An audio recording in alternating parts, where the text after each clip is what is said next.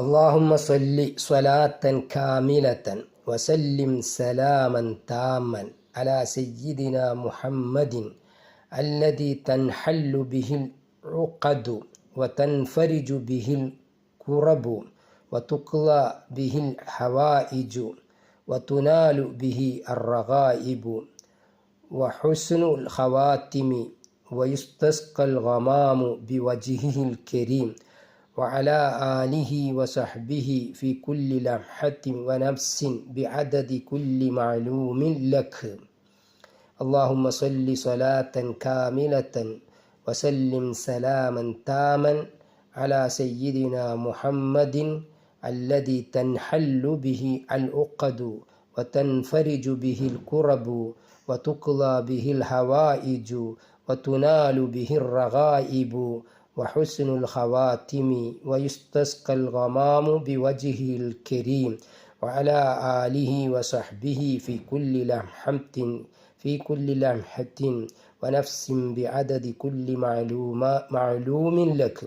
ഈ സ്വലാത്തിന് നാരിയത്തു സ്വലാത്ത് എന്ന് നാമകരണം ചെയ്യപ്പെട്ടിരിക്കുന്നു.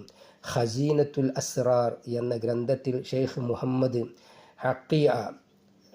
ഹക്കിയ ഫന്ദി റഹിമഹുല്ല പറഞ്ഞിരിക്കുന്നു,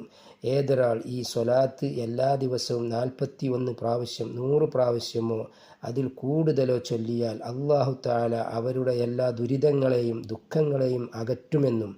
അവരുടെ ആത്മാവിന് പ്രകാശം നൽകുമെന്നും അവരുടെ എല്ലാ കാര്യങ്ങളെയും എളുപ്പമാക്കി കൊടുക്കുമെന്നും സ്ഥാനം ഉയർത്തുമെന്നും സ്ഥിതി മെച്ചപ്പെടുത്തുമെന്നും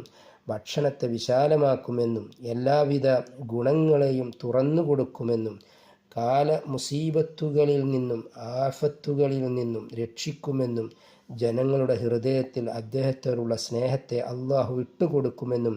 ഇമാം ഖുർത്തുബിയിൽ നിന്നും നിവേദനം ചെയ്യപ്പെട്ടിരിക്കുന്നു.